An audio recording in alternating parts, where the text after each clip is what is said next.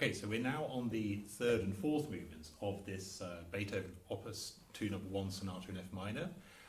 As I explained in my improvisatory approach, Beethoven's written Minuetto, and it goes like this.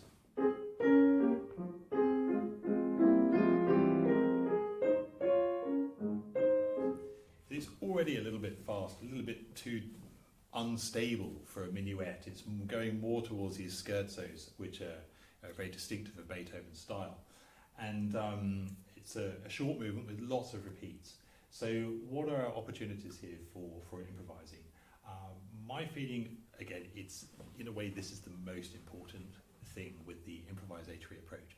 It's not really how many notes you add or how much you improvise or what fantasy you bring to it, but really the psychological approach. It's very different from slavishly repeating or thinking and just interpreting a written score as a sacred text. The improvisatory approach really takes a fresh look at the sonata and thinks, yeah, this is a piece of music. How can I communicate this music as a narrative to the audience? So what's going on here?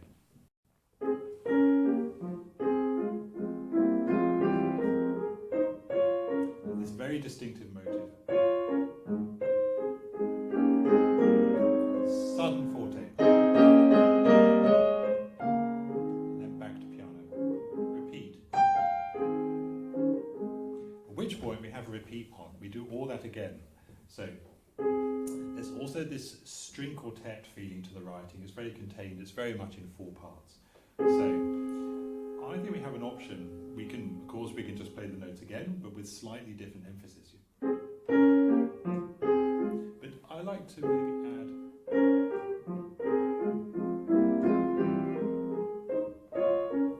a little ornament. Now to emphasize the forte, instead of again.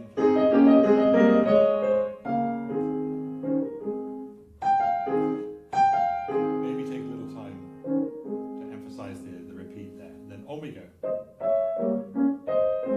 Development of this way piano.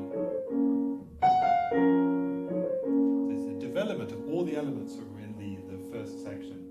And then, like he's got like a stuck record. And there's, again, a subito forte, now fortissimo.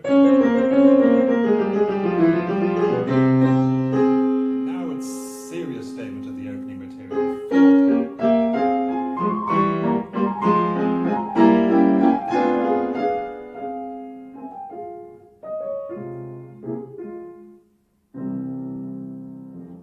So the second section of the minuet is already a development of all the elements, an exaggerated emphasis of all the elements of the first few phrases, which makes it very difficult to do the repeat, because all we're doing is repeating this series of emphasis. So I like to already add a little bit of material. It becomes, for me, because I need more variety in this texture now. So I add a linking quaver.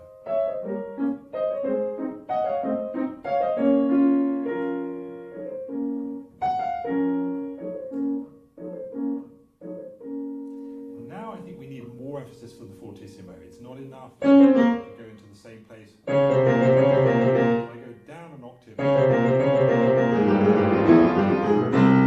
And we also can add more pedal, a Beethoven pedal.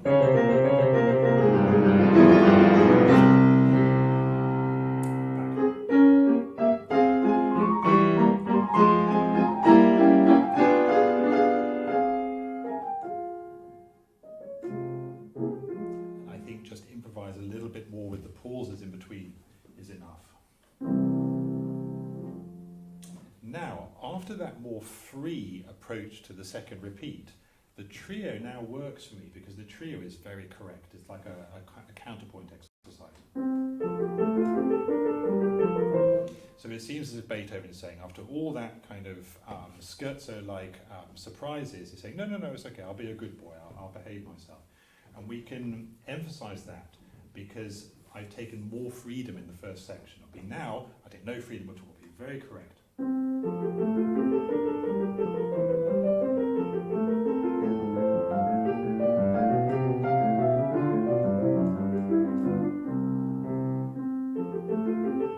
my repeat, I just like to emphasize things in a different way. This, what sounds like a one voice thing, is actually two voices.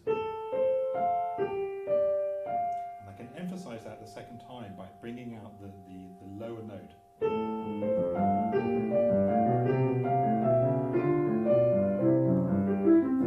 It's as if I was kind of giving a highlight to the second violin or viola, whoever's taking that line.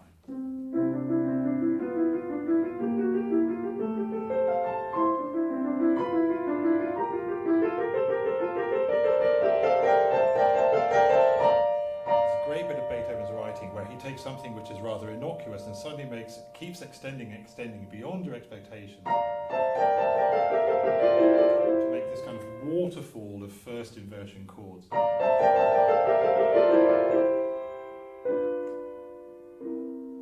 Back to the correct material.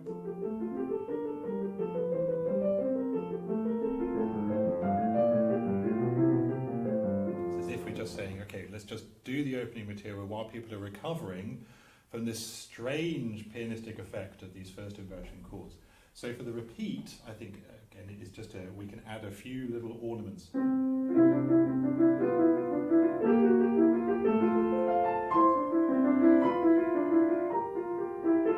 for this, I don't like to repeat the same effect slavishly in the same way. I like to this time vary it.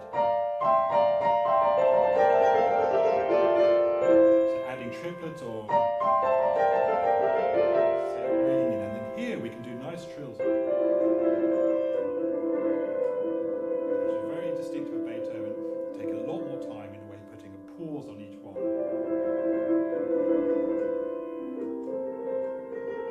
So like real cadenza.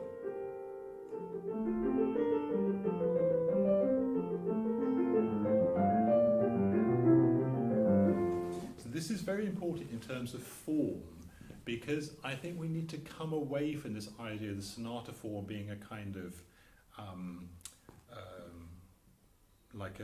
something which you pour your material, something which is fixed with departments, exposition, development, or minuet A, B, A with repeats, which you just kind of pour your material in, and everything's fixed and very dull. This way, through making more variety in the repeats, we can create a much more linear sensation, a more of a narrative of music going on, which is continually varied and with re-emphasis, so that it's a line of events rather than always just repeating, going through the same motions in the same way. Going back now from the middle section. Going back again to the minuet, which is material which we already know. So we need a little something to bring it out in a different way.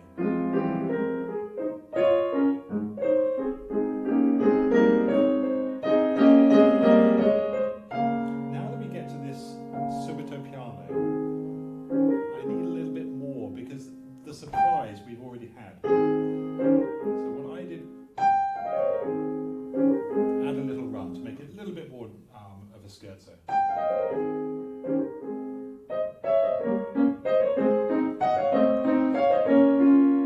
add my linking quaver.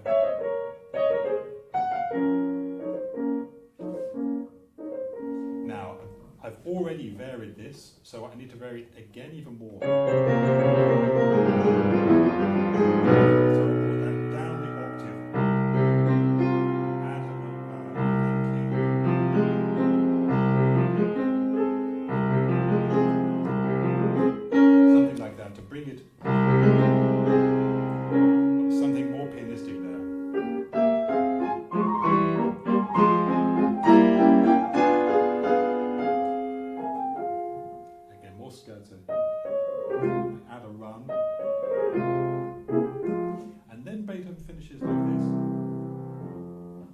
Brings us end of the Prestissimo.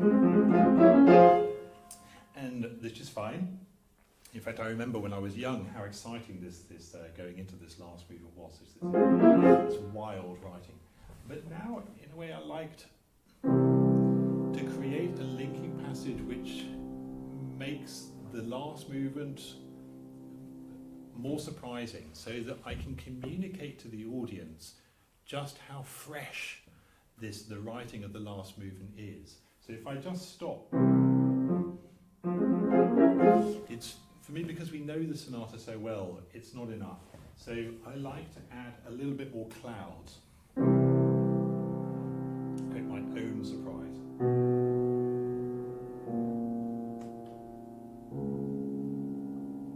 So I extend this dominant and make a kind of mud.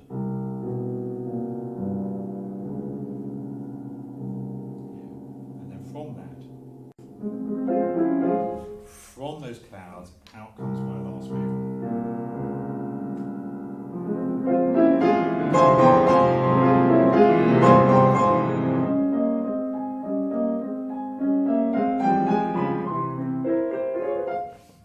Here we have a mixture of very pianistic, very wild writing, and this kind of string quartet.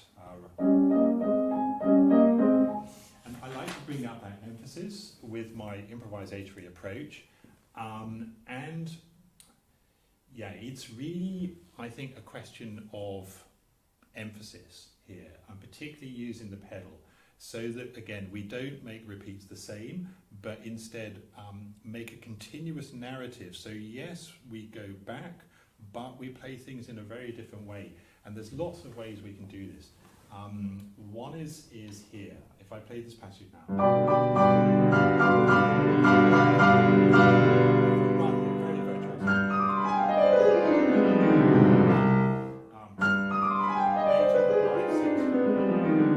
Here, but further down an octave, which brings us out of this metric system. Instead of 1, 2, 3, 4, 1, 2, 3, 4, bam, we suspend time. And go back into the time as soon as we hit the bottom, which is a very exciting thing to do. Or with the repeat, we can go.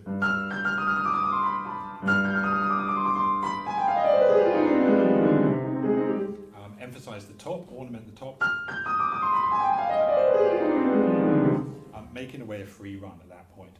And then in the next passage we have this and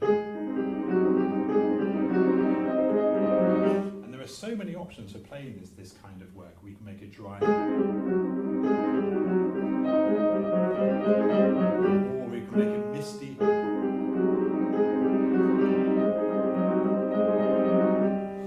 or we can start from below.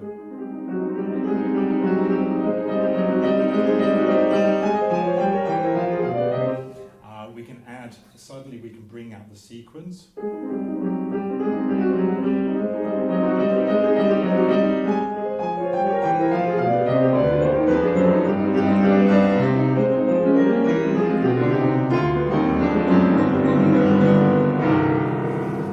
Bring out, and like I just did, when we finally reach the dominant, we can make much more of a feature. Bring the theme out of the clouds. It's another point which I haven't mentioned so far. It's documented that Beethoven had a much more free approach to tempi than we generally take with these sonatas. And I think as improvisers and creative musicians, we can do much more with tempi. And it's not saying, okay, if he wanted freedom, he would have written in tempo. It's not a question of making a free tempo. The audience have the sensation that it's a Prestissimo movement. It's not a change of tempo. It's a freedom within that tempo. There can be quite a lot of freedom within that tempo to present ideas and present contrasting ideas without saying, oh no, I've gone from Prestissimo to Meno Allegro or Andante or anything like this. It's not that kind of tempo change. It's taking the time.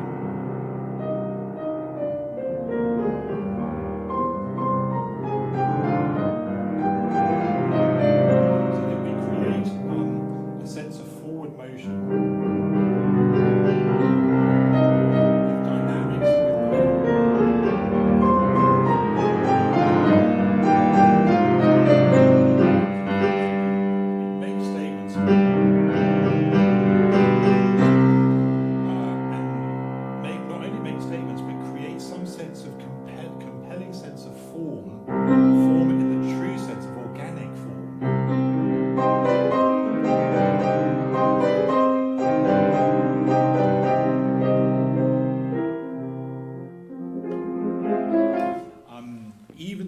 repeats. So again, as we go into the repeats, we make a different emphasis on the material, so that the whole movement with its repeats becomes, like I said, organic and continuously building towards the end. And this makes it much more exciting.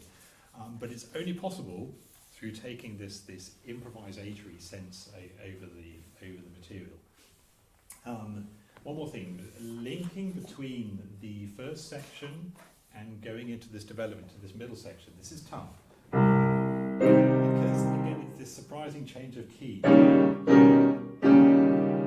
Beethoven. And those three chords are not always convincing enough to me. More time and more pedal.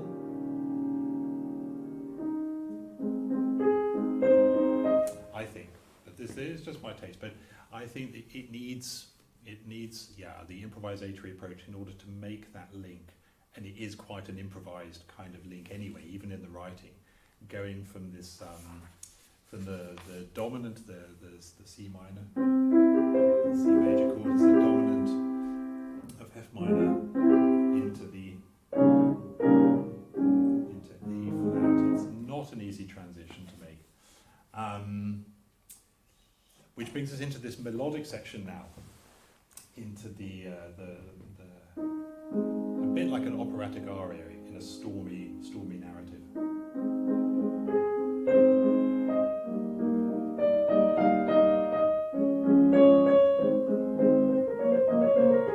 I still have under my underlying Prestissimo tempo, but I take whatever time I need.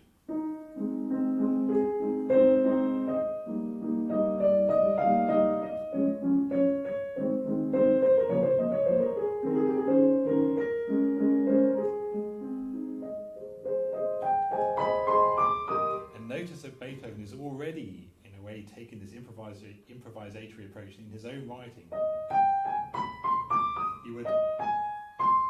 He doesn't just repeat the same melody, but already embellishes it.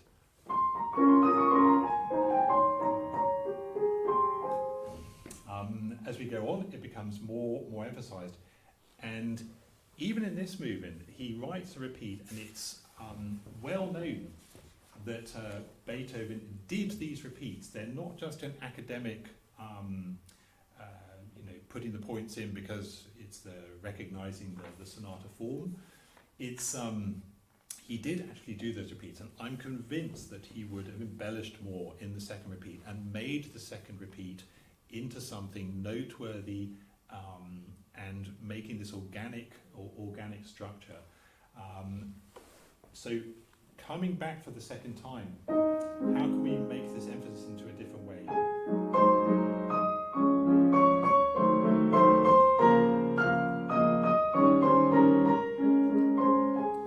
Being more free with the tempo to emphasize different elements, or even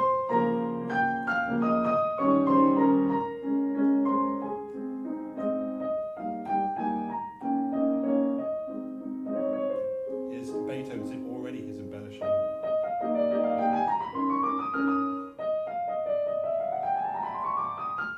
can add a little bit of chromaticism there.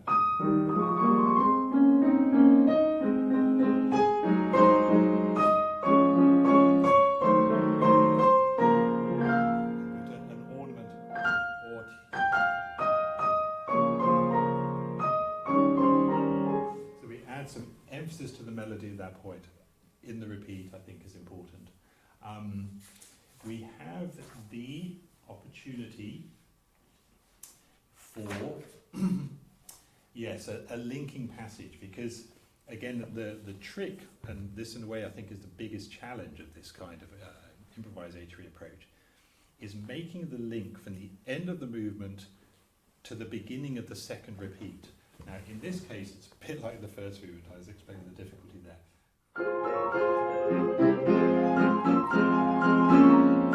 Because he makes this big this arpeggio going all the way down, which is in a way finishing the movement. And then, of course, we go back to,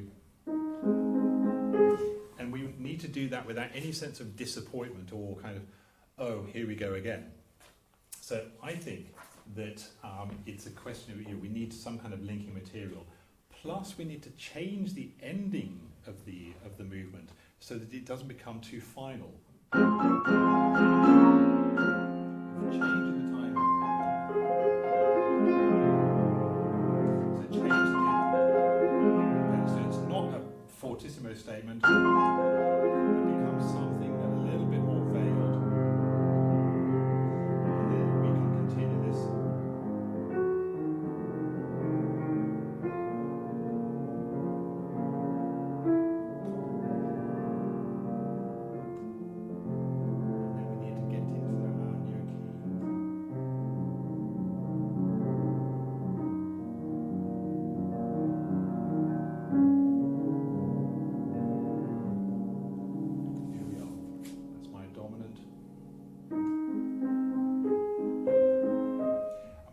This theme in a completely different way the second time, much calmer,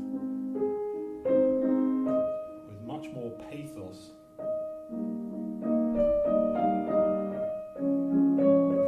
So we, in a way, we create a reason for going back. And as a last bit of information, I think what comes up now is to make the ending now more final. So it really is a big statement. And we can borrow from Beethoven's material in other pieces where he makes these enormous statements. He's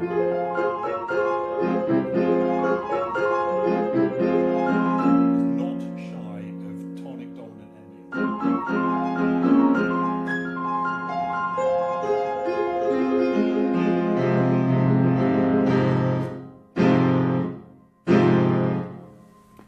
Or something like that.